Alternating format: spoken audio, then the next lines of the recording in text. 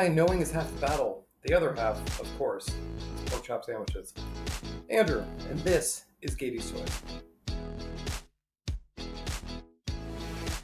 Today we're talking about G.I. Joe, but before we get into the character and lost toy, we have to kind of go over G.I. Joe a little bit. Now, if you don't know about it, this is not the channel for you. There's plenty of resources for you.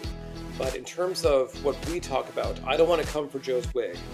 They are just the example, the template for effortless organic diversity. And this is not here to crap on that. G.I. Joe, from its inception, was built to be diverse, or woke, if you will. Larry Hama had intended to make all the characters, look like the American military at the time. There were women, there were a lot of races, everyone worked together, everyone was equal. And again, I'm going to applaud G.I. Joe for all the women that it had done. So, whenever we talk about G.I. Joe in the future, which we will, it's sort of, these are the exceptions, and these are more curios than they are, for me, coming after Hasbro in the late 80s. Now, that said, the diversity almost had two different tracks. There was 7 years and 7 women, and there was 7 years and a bunch of, non-white characters. The twain did not meet that often.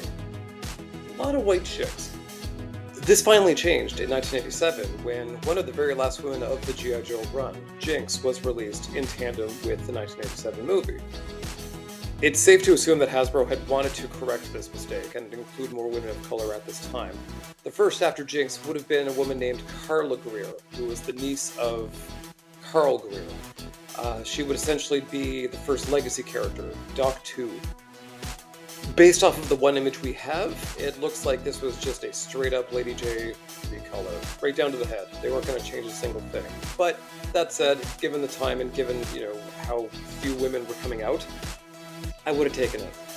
Unfortunately, the post-movie era of G.I. Joe, right up until its end in 1994, was cuckoo bananas. They did not know what to do with the waning interest in the line. They went for eco-warriors, they went for space aliens, they went for neon ninjas. In fact, at the time, women likewise dried up. The only one left was Scarlet, who was one of the Ninja Force characters. So unfortunately, we've got this pragmatic, useful character with a military need, and just all these dueling neon nightmares of themes they were throwing at the wall to see what would stick. So she was not meant to be, for the moment. As far as MIA 80s ladies go, this one's actually a good news story. Carla Greer did get her due as part of a box set called Tanks for the Memories in 2007 during G.I. Joe Convention's exclusives. This one came pretty much as planned originally. She was a repaint of Lady J, however they did give her her own unique head and new accessories. While this version is very vintagey, the convention exclusives tended to give the characters these whites around their eyes, which I don't love, but if you got a Sharpie, you can fix it. Likewise, again, in 2016, another exclusive for the G.I. Joe convention was Doc again, this time in the more 25th/30th anniversary line, which was a little more robust, a little more big, a little more agile. Once again, she used previously released Lady J body, brand new head, Bob your uncle.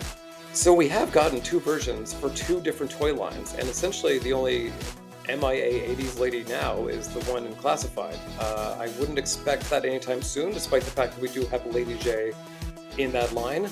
Doc himself is only being released this year, so we shouldn't expect her anytime soon, but you never know, maybe she'll be a Comic-Con exclusive. And that's it for Carla Doc Greer, someone who probably should have been made back in the day, but eventually was, twice, maybe a third time.